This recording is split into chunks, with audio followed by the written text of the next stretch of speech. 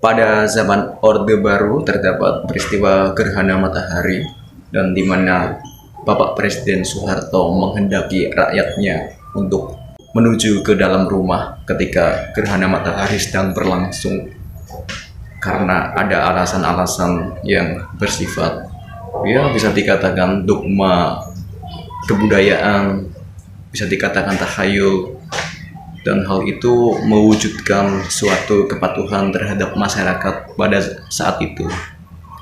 Sebenarnya ada beberapa sisi positif ketika di kebudayaan Nusantara orang-orang itu taat dan bisa menaati akan perintah dari atasannya, termasuk masyarakat taat kepada pemerintah pada masa itu. Tetapi menimbulkan suatu gap atau kesenjangan dalam mendapatkan informasi, terutama perihal sains atau ilmu pengetahuan. Ketika zaman dahulu, kesenjangan sains itu berlipat-lipat ganda persentasenya dan berbeda sekali dengan zaman sekarang, melonjak drastis dalam kita mendapatkan suatu informasi, terutama tentang sains. Tetapi juga kita menghadapi kesenjangan-kesenjangan apa yang telah Bapak kita Weriawan sebutkan. Di zaman sekarang ini, antara orang yang tidak tahu dan orang yang tahu itu, gap atau kesenjangannya amatlah sangat panjang, amatlah sangat lebar. Lalu bagaimana kita untuk mengatasi kesenjangan-kesenjangan itu antara versi kita dalam mendapati suatu peristiwa? Satu kelompok manusia dengan kelompok manusia yang lain berbeda pendapat dalam menafsirkan suatu peristiwa.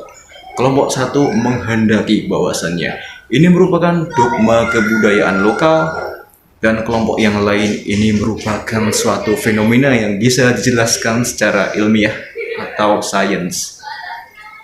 Tidak cuma dogma lokal saja, bahkan dogma agama pun bisa menjadi alasan dalam suatu penafsiran terhadap peristiwa yang terjadi.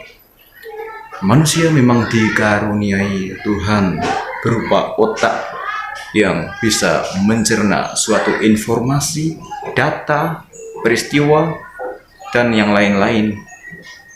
Ketika otak kita ini saling terhubung dengan indera cerapan kita berupa mata, telinga, mulut, hidung, dan indera-indera yang lain, maka tersalurkan informasi dari indera cerapan menuju ke otak kita, dan bagaimana pengalaman itu bisa membentuk suatu insight atau pengetahuan. Tentunya masing-masing individu itu mempunyai berbeda-beda tafsir dalam merespon sesuatu. Mari kita renungkan bahwa kita diciptakan yang mempunyai otak, dan jelas-jelas masing-masing individu dalam menafsirkan suatu fenomena, menafsirkan suatu data tentunya berbeda. Disinilah terdapat suatu tempat yang dibangun untuk memperkaya suatu insight atau pengetahuan, mengoleksi dari banyak pengetahuan dari berbagai ragam tafsir